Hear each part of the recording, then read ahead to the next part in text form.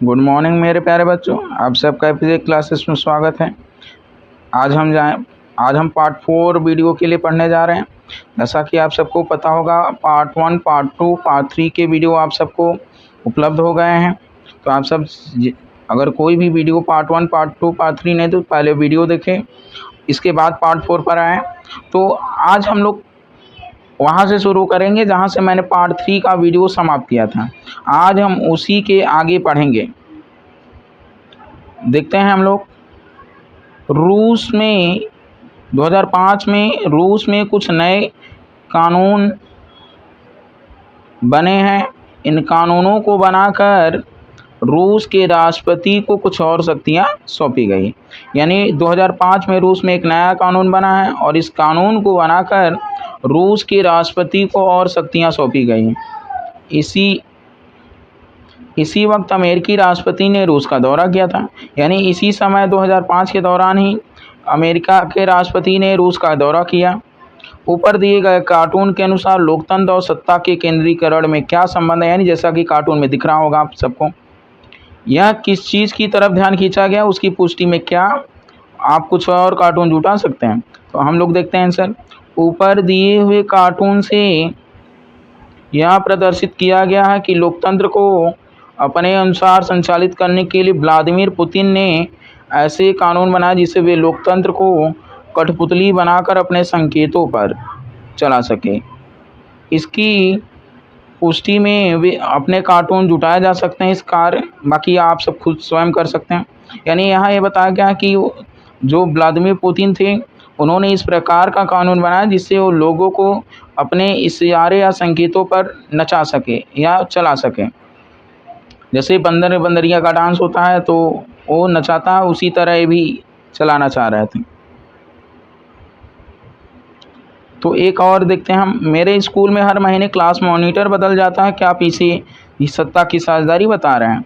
प्रत्येक माह कक्षा मॉनिटर का परिवर्तित किया जाना सत्ता की भागीदारी नहीं। यानी किसी स्कूल में प्रत्येक माह मॉनिटर बदल रहा है तो ये सत्ता की भागीदारी।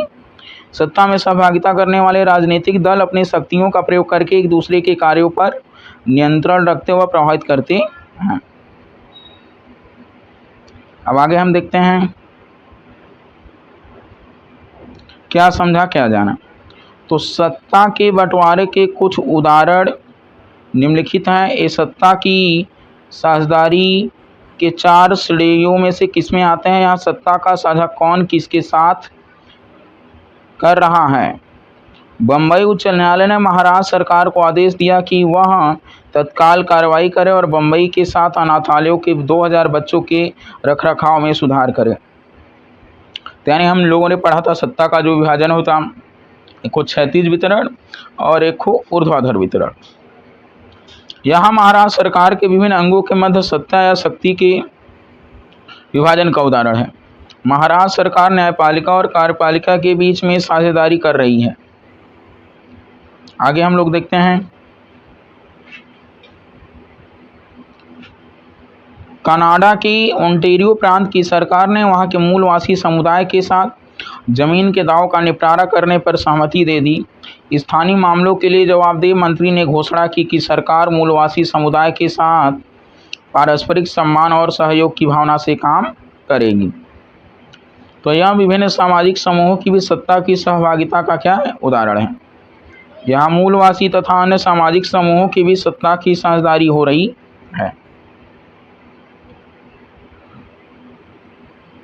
रूस की 2 प्रभावशाली राजनीतिक पार्टियां the union on right forces और लिबरल या ब्लोको मूवमेंट ने एक मजबूत दक्षिणपंथी गठबंधन बनाने के लिए अपने संगठनों के विलय का फैसला किया। इनका प्रस्ताव है कि अगले संसदीय चुनाव में हम उम्मीदवारों की साझा सूची बनाएंगे। जिस तरह से राजनीतिक दल दबाव समूह तथा आंदोलन सत्ता को नियंत्रित या प्रभावित करते हैं, सत्ता का यह विभाजन उसी का उदाहरण है। यहाँ union of right force the liberal या ब्लोको मूवमेंट के बीच सत्ता की साझेदारी हो रही है।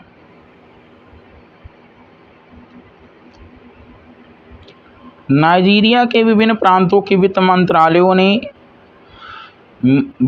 ने एकजुट होकर मांग की कि संघीय सरकार अपनी आमदनी के स्रोतों को घोषित करे, यानी जो आमदनी या कमाई के स्रोत हैं उनको घोषित करें। यह भी जानना चाहते थे कि विभिन्न प्रांतों के बीच राजस्व का बंटवारा किस आधार पर होता है। नाइजीरिया विभिन्न स्तरों में सत्ता में सहभागिता का उदाहरण है। यहाँ संघीय सरकार तथा राज्य सरकारों की सत्ता का बंटवारा हो रहा।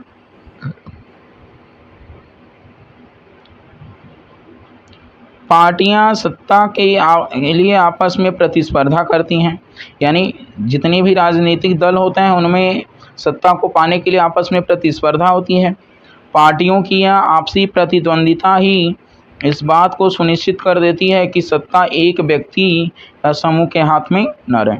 एक बड़ी समयावधि पर ध्यान दे तो पाएंगे कि सत्ता क्रमशः अलग अलग विचारधारा और सामाजिक समूहों वाली पार्टियों के हाथ में आती जाती रहती है।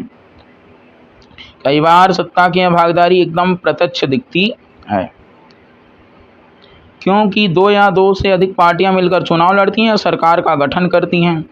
लोकतंत्र में हम व्यापारी, उद्योगपति, किसान और औद्योगिक मजदूर जैसे कई संगठित हित समूहों को भी सक्रिय देखते हैं। सरकार की विभिन्न समितियों में सीधी भागीदारी करके या नीतियों पर अपने सदस्य वर्ग के लाभ के लिए दबाव बनाकर ये समूह भी सत्ता में भागीदारी करते हैं। तो यानी हम देखते हैं कि यहाँ जैसे लोकतंत्र में व्यापारी, उद्योगपति, किसान, औद्योगिक मजदूर जैसे कई संगठित समूहों सक्रिय देखते हैं और सरकार की विभिन्न समितियों में सीधी भागीदारी करके या नीतियों पर अपने सदस्य वर्ग के लाभ के लिए दबाव बनाकर ये समूह सत्ता में भागीदारी करते हैं। तो आज ये चैप्टर समाप्त हो रहा है। मैं आप सबको बता दूं, चैप्टर आज हम एक अध्याय एक दृष्टि में भी पढ़ लेते हैं।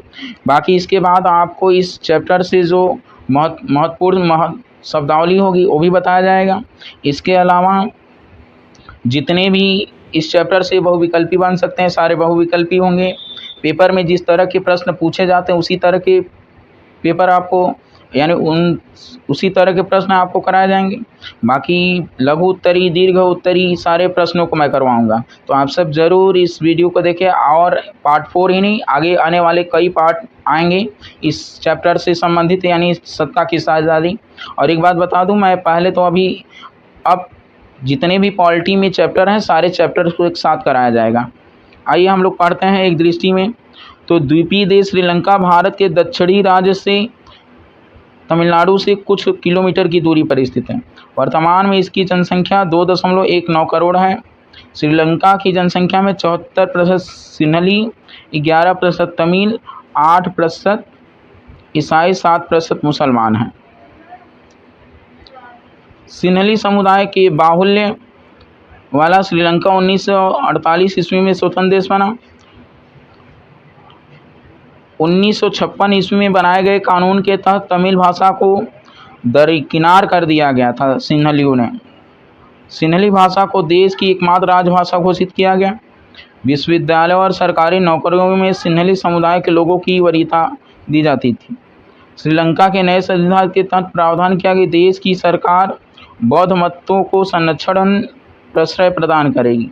श्रीलंका के दो प्रमुख समुदाय सिन्हली और तमिल के बीच अपने वर्चस्व के लिए संघर्ष बढ़ने पर तमिलों ने अपने राजनीतिक दल गठित किए और तमिल को राजभाषा बनाने, क्षेत्रीय स्वायत्तता प्रदान करने तथा शिक्षा व रोजगार में समान अवसरों की मांग को लेकर संघर्ष किया।